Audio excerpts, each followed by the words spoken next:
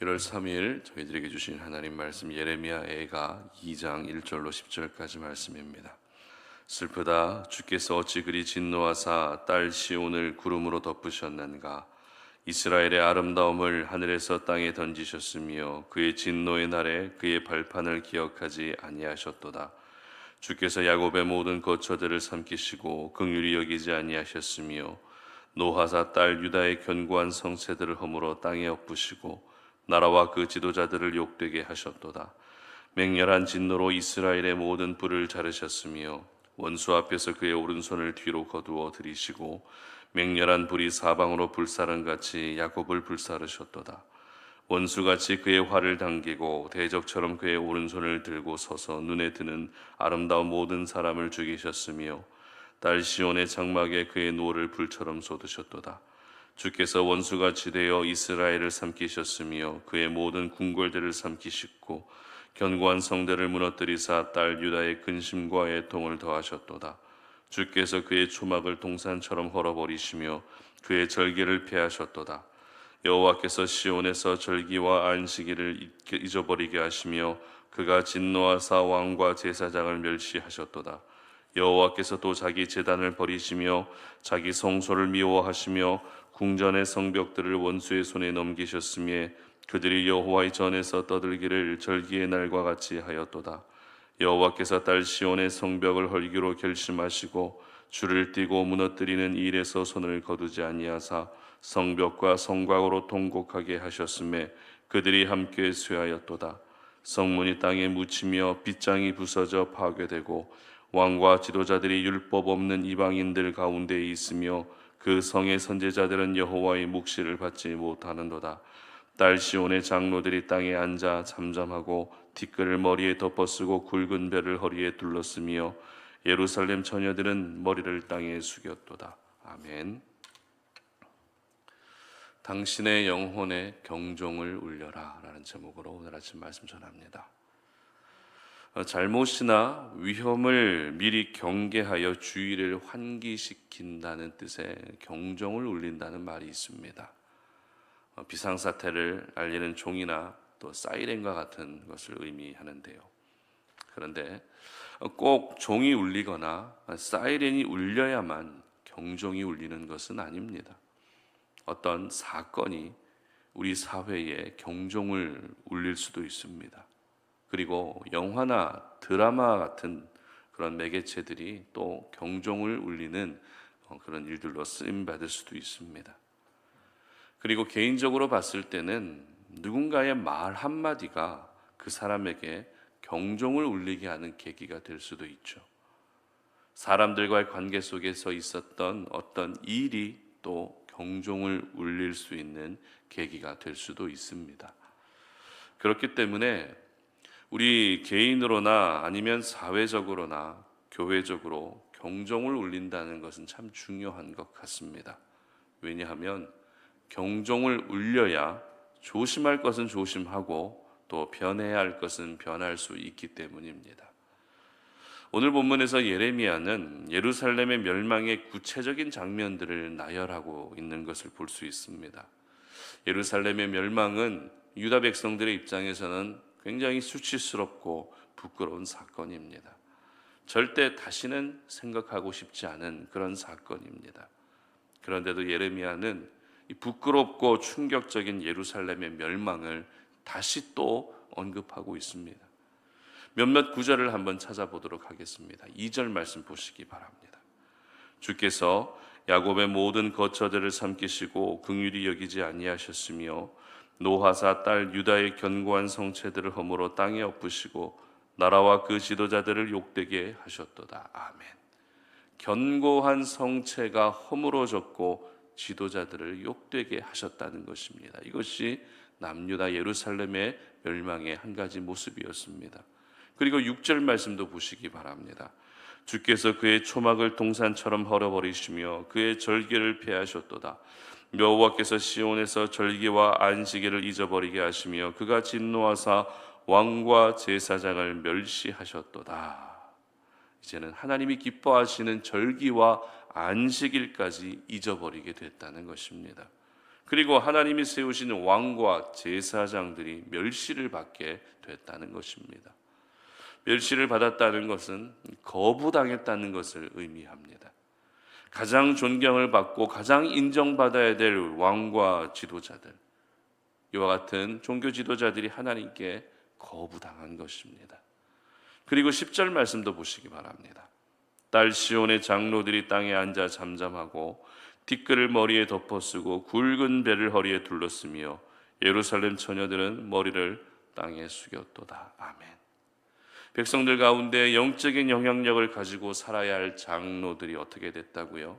티끌에 머리를 덮어쓰고 굵은 배로 허리를 두르고 있을 정도로 아무런 영향력을 나타내지 못하는 상황이 됐다는 것입니다. 세 절만 우리가 찾아봤지만 오늘 본문은 온통 예루살렘이 당했던 멸망의 모습, 고통의 모습, 그리고 비참한 모습들이 주를 이루고 있습니다. 그런데 오늘 우리가 이 말씀을 묵상하면서 주의해야 될, 주목해야 될 부분이 한 가지 있습니다. 그것은 바로 예루살렘이 어떤 모습으로 멸망했느냐, 어떤 비참한 모습으로 멸망했느냐, 이것이 아닙니다. 우리가 오늘 주목해야 할 것은 바로 이 모든 멸망이 하나님의 손에 의해서 이루어졌다라는 것을 주목할 수 있어야 합니다. 물론 실제적인 심판의 도구가 됐다는 것은 바벨론이라는 강대국이지만 그 강대국까지 사용하셔서 예루살렘을 무너뜨리신 분은 다름 아닌 하나님이라는 사실을 우리는 절대 잊어서는 안 됩니다. 그래서 예레미야는 1절에서 주께서라고 시작합니다. 그리고 2절에서도 주께서, 5절에서도 주께서, 6절에서도 주께서, 7절에서는 여호와께서, 8절에서도 여호와께서라고 모든 멸망이 철저히 하나님의 주권과 하나님의 손에 의해서 이루어졌다라는 것을 분명하게 보여주고 있습니다. 예레미야는 애가를 기록하면서 예루살렘의 멸망의 구체적인 모습도 말하고 싶었겠지만 이 멸망의 구체적인 모습보다 더 중요한 것은 그 멸망이 하나님의 손에 의해서 이루어졌다라는 것을 말하고 있었던 것입니다. 우리 사회에서 중대한 범죄에 대한 처벌 수위가 너무 낮거나 아니면 형량이 굉장히 높게 나오면 사람들은 어떤 반응을 하는가 하면 저 사람이 어떤 죄를 짓고 몇 년형을 구형받았구나, 이런 생각을 먼저 하지 않습니다. 가장 먼저 하게 되는 생각은 그렇게 판결을 내린 판사가 누구지? 이런 생각을 먼저 한다는 것입니다. 그래서 처벌이 너무 낮게 나오면 판사를 향해서 온갖 비난의 말들이 쏟아지게 되고, 처벌이 또 높게 나오면 그 판사 정의롭다라는 이런 생각을 하게 된다는 것이죠. 마찬가지입니다. 유다 백성들은 끝내 하나님께 돌이키지 않고 하나님을 배신합니다. 하지 말라는 것만 골라서 하다가 결국 가장 높은 수위의 처벌을 받게 됩니다. 그러면 유다 백성들의 모습을 보면서 우리가 자연스럽게 가져야 될 생각은 이렇게 강력한 처벌을 내리신 하나님을 두려워해야 되겠구나, 하나님이 이렇게 무서운 분이시구나, 이것을 생각할 수 있어야 한다는 것입니다.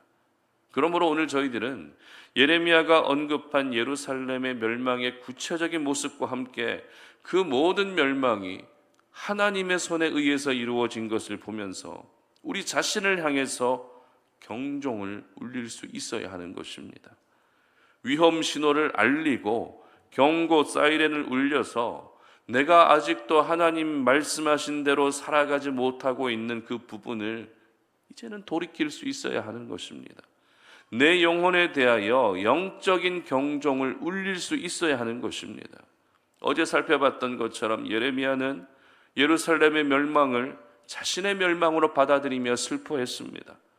그리고 오늘 본문에서는 예루살렘의 멸망을 다시 한번 언급하면서 이 말씀을 보고 듣는 모든 사람들을 향해 경종을 울리고 있었던 것입니다. 자기 자신에게만 경종을 울린 것이 아니라 다른 사람들에게까지 경종을 울리게 했던 예레미야의 눈물의 노래는 오늘을 살아가는 저희 모두가 반드시 마음 깊이 새겨야 할 생명의 말씀인 것입니다. 아무리 우리가 신앙생활을 잘하고 있어도 하나님 앞에서 완벽할 수는 없습니다. 하나님 앞에서 고쳐지고 바뀌어야 할 부분이 누구나에게 있다는 것입니다. 신앙관이 바뀌어야 할 부분도 있습니다. 물질관이 바뀌어야 할 부분도 분명히 있습니다. 그리고 가치관, 인생관, 자녀관까지 바뀌어야 할 부분들이 우리에게 분명히 있다는 것입니다. 그러므로 오늘 이 말씀을 통해서 내가 바뀌어야 할 부분이 어떤 부분인지 진지하게 돌아볼 수 있었으면 좋겠습니다. 그리고 내가 바뀌어야 할 그 부분에 오늘 이 말씀이 경종이 될 수 있었으면 좋겠습니다.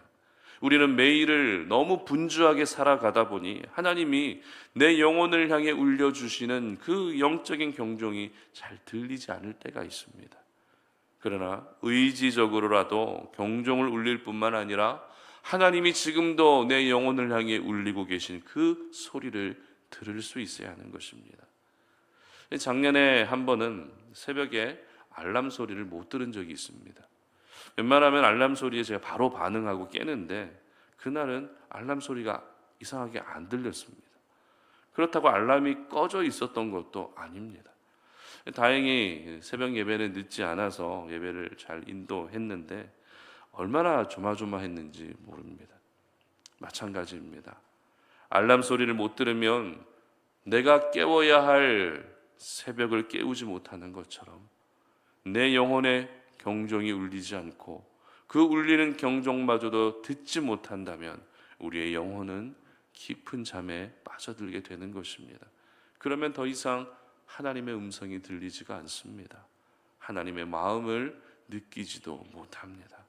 내 삶 가운데 어떤 일이 일어나도 전혀 깨닫지 못한 채 사망과 멸망의 길을 향해 더 깊이 걸어갈 수밖에 없는 것입니다. 성경이 기록하고 있는 마지막 때의 모습 중에 나팔 소리가 울려 퍼진다라는 그런 말씀이 참 많이 기록되어 있습니다. 여러분, 지금 여러분의 영혼의 경종을 울리지 못한다면 마지막 때가 됐을 때 하나님이 울리시는 나팔 소리에도 우리는 반응할 수 없게 되는 것입니다. 그러므로 다시 한번 권면합니다. 여러분을 영혼을 향해서 경종을 울릴 수 있기를 바랍니다.